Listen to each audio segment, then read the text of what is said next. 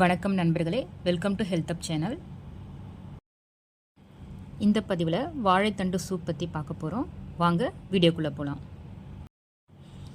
இந்த வாழைத்தண்டு சூப்பை நம்ம வீக்லி ட்வைஸ் எடுத்தோம் அப்படின்னா நம்ம சிறுநீரக கல்லும் கரையும் வெயிட் லாஸ்க்கும் இது ரொம்பவே ஹெல்ப்ஃபுல்லாக இருக்கும். இதை எப்படி ரொம்ப ஈஸியாக செய்யலான்றதை பார்ப்போம். வாழைத்தண்டு நல்லா பொடியாக கட் பண்ணி ஒரு கப் எடுத்து வச்சுருக்கேன். கொஞ்சமாக கொத்தமல்லி,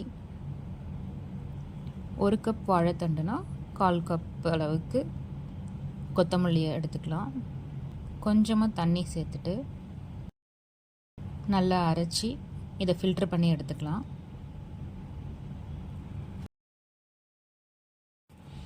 இப்போ இதை அரைச்சி எடுத்தாச்சு. இப்போ இதை ஃபில்ட்ரு பண்ணிக்கலாம். இது கொஞ்சம் அடித்தண்டு, அதனால் நார் அதிகமாக இருக்குது. இதை நம்ம இப்படி ஃபில்ட்ரு பண்ணிவிட்டு எடுத்துக்கலாம். வெறும் எசன்ஸ் மட்டும் எடுத்துக்கலாம். இப்போ கேஸ் ஸ்டவ் பற்ற வச்சுட்டு ஒரு பேன் போட்டுடலாம்.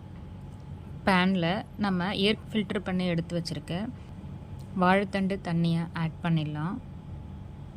இதை ஒரு 5 மினிட்ஸ் அடுப்பில் அப்படியே விட்டுடலாம். 5 மினிட்ஸ்க்கு அப்புறம் பார்த்திங்கன்னா இது மாதிரி நல்லா கொதிக்க ஆரம்பிச்சிருக்கும். நல்ல கொத்தமல்லியும் வாழைத்தண்டு எசன்ஸும் நல்லா ஆட் ஆகி நல்லா கொதிக்க ஆரம்பிக்கும். இந்த ஸ்டேஜில் நம்ம 1 டீஸ்பூன் ஜீரகத்தூளும் 1 டீஸ்பூன் மிளகுத்தூளும் ஆட் பண்ணிக்கலாம். நல்லா மிக்ஸ் பண்ணி விட்டுக்கலாம். தேவையான அளவுக்கு உப்பை ஆட் பண்ணிக்கலாம்.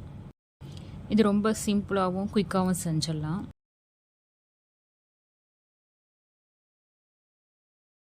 அவ்வளோதான், வாழைத்தண்டு சூப்பு ரெடி ஆகிடுச்சு. இதை அப்படியே சூடாக நம்ம பரிமாறலாம். ரொம்ப சுவையாக இருக்கும், ரொம்ப ஹெல்த்தியும் கூட.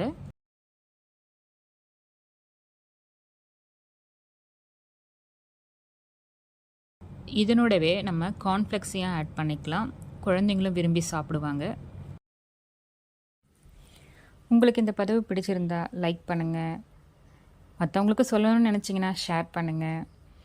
கண்டினியூஸாக இதை மாதிரி நல்ல விஷயங்களை பார்க்கணும்னு நினச்சிங்கன்னா சப்ஸ்கிரைப் பண்ணுங்கள்.